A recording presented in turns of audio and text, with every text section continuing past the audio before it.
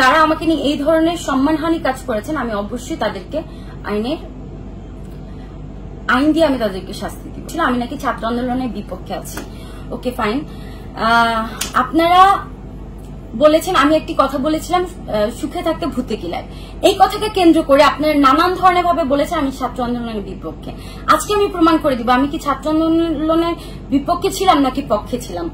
আমি যদি ছাত্র আন্দোলনের বিপক্ষে থাকি তাহলে যেদিন আবু সাইদকে গুলি করা হয়, এভাবে বুক পেতে যখন তাকে গুলি করা হয়েছিল, তখন আমি আমার ফেসবুকে আবু সাইদের এই ভিডিওটা আমি শেয়ার করেছিলাম প্রতিবাদের জন্য।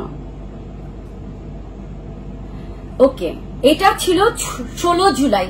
এই যে এখানে সুন্দর করে দেওয়া আছে 16 জুলাই।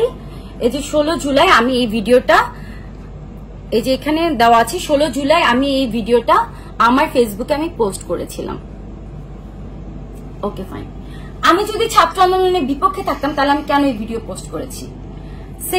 সেকেন্ড আরেকটি কথা, যখন ছাত্রদেরকে ধরে ধরে মারছিল, যে ছাত্রলীগের লোকরা ধরে পিটাচ্ছিল, হেলমেট পরে গুলি করছিল, তখন আমি আমার ফেসবুকে দুটো ছবি শেয়ার করেছিলাম। একটি ছবি ছিল এই যে দেখেন হেলমেট পরা কয়জন লোক, আরেকজন হচ্ছে এই যে গুলি করতেছে,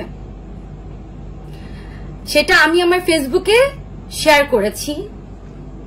তাহলে আমি যখন লিখলাম এরা কারা, লাঠি হাতে হেলমেট পরে ছাত্রছাত্রীদেরকে ধরে মারছে, আমি এই দেশের একজন সাধারণ নাগরিক, তাই আমার এগুলো দেখে খুব খারাপ লাগছে, ধিক্কার জানাই এসবের বিরুদ্ধে। আমি যদি ছাত্র আন্দোলনের বিপক্ষে থাকতাম আমার তো এইসব পোস্ট করার কোনো কথা না। Okay fine. আমি একটা কথা বলেছি সুখে থাকতে ভূতে গেলে, আমি এটা কেন বলেছি, আমি কোন সেন্সে বলেছি? আমি বলেছি পজিটিভলি, আপনারা এটাকে নেগেটিভলি নিয়ে গেছেন। কারণ আমি ছাত্র আন্দোলনের পক্ষে ছিলাম, আমি চেয়েছিলাম ছাত্রদের দাবি পূরণ হোক, কিন্তু আমি কোনো রক্ত চাইনি, আমি কোনো মৃত্যু চাইনি, আমি চাইনি ছাত্ররা একের পর এক মৃত্যুবরণ করুক, ছাত্ররা মরুক। আমি যখন দেখলাম ছাত্র আন্দোলনের মধ্যে ছিল না, ছাত্ররা একের পর এক তাদেরকে গুলি করে মারতেছে, একের পর এক ছাত্রদের মৃত্যু হচ্ছে, তখন আমার কাছে খারাপ লেগেছে। আমার কাছে মনে হয়েছিল এই ছাত্র আন্দোলনের নামে ছাত্রদের উপর নির্মম নির্যাতন করা হচ্ছে। তখন আমি এই পোস্টটা করেছি। আপনারা কি জানেন যে আমার নিজের আপন ছোট ভাই সোহেল রানা, তাকে পুলিশ ধরে নিয়ে গিয়েছিল? আমার ভাই নিজে ছাত্র আন্দোলনের সাথে জড়িত। আজকে আমার ভাইকে পুলিশ যখন ধরে নিয়ে গিয়েছিল, তখন আমি আমার বোন হিসেবে আমার কতটা কষ্ট লেগেছে আমি জানি, আমার মা কতটা কষ্ট পেয়েছে আমি জানি। আপনারা তো সেটা বুঝবেন না, যার যায় সে বুঝে। আমার মার একমাত্র ছেলে, আমরা 3টা বোন 1টা ভাই। আমার একটা ভাইকে যখন এই ছাত্র আন্দোলনের সময় পুলিশ ধরে নিয়ে গেছিল, আমি এর পা ধরেছি, ওর পা ধরেছি, হাতে পায়ে ধরে হারুন ভাইকে পর্যন্ত ফোন করেছি, কেউই আমাকে কোনো রকম কোনো সহযোগিতা করে নাই। তারপর 2 দিন 3 দিন আমার ভাই জেলে থাকার পরে মানুষের হাতে পায়ে ধরে আমার মা গিয়ে জেল থেকে আমার ভাইকে ছুটাই নিয়ে আসছে। তো আমি যদি ছাত্র আন্দোলনের বিপক্ষে থাকতাম তাহলে আফতাবনগরে যখন এত বড় ঘটনা ঘটলো, ইস্ট ওয়েস্ট ইউনিভার্সিটি আফতাবনগর এত বড় ইউনিভার্সিটি, ব্র্যাক ইউনিভার্সিটি আফতাবনগর একদম মুখে, এত বড় university, BRAC university, east West university, এত বড় বড় ঘটনা ঘটলো, তখন বনশ্রীতে প্রচুর পরিমাণ গোলাগুলি হচ্ছিল, প্রচুর পরিমাণে।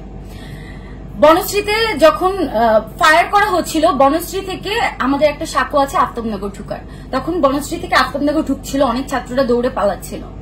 তারপর বনশ্রী ওই পার থেকে এই পারে ওপেন গুলি করছিল ছাত্রদের উপর। তখন আমি আমার বাসার নিচে দারোয়ানকে গিয়ে গেট খুলে দিছি, আমি বলছি ছাত্রদেরকে আমার গেটে ঢুকান, যাতে করে পুলিশ তাদেরকে গুলি করতে না পারে, তারা রাস্তায় এখন সেফ না। আমি নিজে তাদেরকে পানি খাওয়াইছি, আমার বাসায় গেট খুলে দিছি, ছাত্রদেরকে আমার বাসায় গ্যারেজের মধ্যে রাখছি।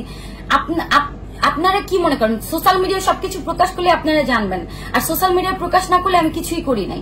এগুলো কি আপনাদেরকে বলে বলে আমার করতে হবে? আমি কি করেছি আমারটা আমি জানি।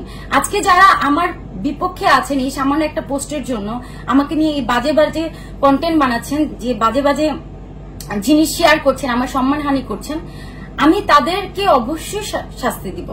আর আমার দর্শকদের কাছে একটাই অনুরোধ থাকবে, দয়া করে আমাকে ভুল বুঝবেন না। আমি আপনাদের কাছে 2 হাত জোর করে বলছি, আমি কোনো অন্যায় করিনি, আমি কোনো অপরাধ করিনি, আমি এই ধরনের অপকর্মের সাথে কখনোই জড়িত ছিলাম না, জড়িত নাই।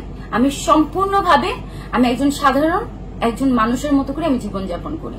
আমার পরিবার আছে, আমার সমাজ আছে, কিন্তু যারা আমার এই ধরনের গুজব রটাচ্ছে, দয়া করে আপনারা এই ধরনের গুজবে কান দিবেন না। ধন্যবাদ সবাইকে, সবাই ভালো থাকবেন। আর অবশ্যই আমি খুব তাড়াতাড়ি যারা আমার সম্মানহানি করেছে তাদের আমি ব্যবস্থা নিব। সবাইকে আসসালামু আলাইকুম।